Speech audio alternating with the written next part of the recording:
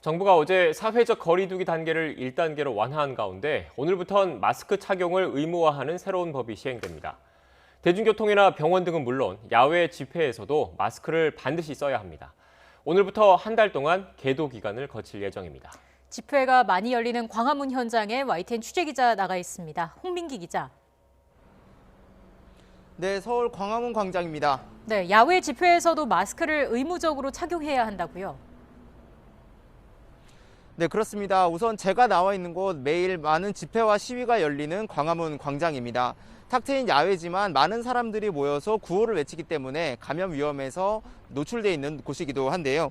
실제로 지난 8월 15일 광화문 집회에서 시작된 집단 감염은 전북과 제주를 제외한 전국에서 확진자가 600명을 넘을 정도로 크게 퍼졌습니다.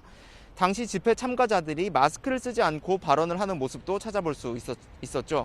오늘부터는 개정된 감염병 예방법에 따라서 집회 주최자와 참석자 모두 마스크를 쓰지 않으면 과태료 부과 대상이 됩니다. 이 법에 따르면 각 지방자치단체장 등은 마스크 착용을 의무화하는 행정명령을 내릴 수 있게 됩니다. 또 이를 위반하는 사람에게는 최고 10만 원, 또 시설 관리자와 운영자에게는 최고 300만 원까지 과태료를 부과할 수도 있습니다. 이번 개정안에는 각 거리두기 단계에 따라서 어디서 마스크를 쓰고 벗어야 하는지도 정해졌습니다. 지금과 같은 사회적 거리두기 1단계에서는 유흥주점, 콜락텟 등 이른바 고위험 시설로 분류되는 12개 시설에서 마스크 착용이 의무화됩니다. 그러다 2단계로 상향되면 여기에 오락실이나 일반 음식점 등 중위험 시설까지 포함됩니다.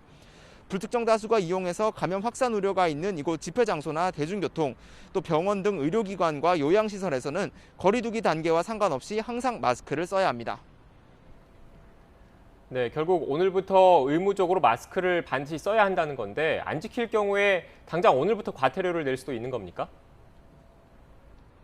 법 시행은 오늘부터지만 과태료 부과는 한 달 후부터 시작됩니다. 정부는 다음 달 13일부터 실제 과태료를 부과할 방침입니다. 이미 서울과 인천, 대구 등 일부 지방자치단체는 대중교통이나 공공시설을 이용할 때 마스크를 의무적으로 착용하라는 행정명령을 내린 상태인데요.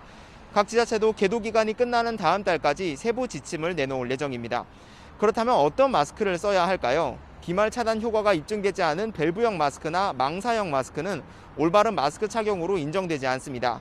식품의약품안전처가 허가한 보건용, 수술용, 비말 차단용 마스크와 면 마스크까지만 착용이 가능합니다. 다만 이 경우에도 입과 코를 완전히 가리지 않는 경우엔 과태료 부과 대상이 됩니다. 거리두기 단계가 1단계로 조정되면서 시민들의 자발적인 방역수칙 준수가 더욱 절실한 상황, 과태료보다는 나 자신의 건강을 위한 마음으로 마스크를 꼭 써주시길 바랍니다.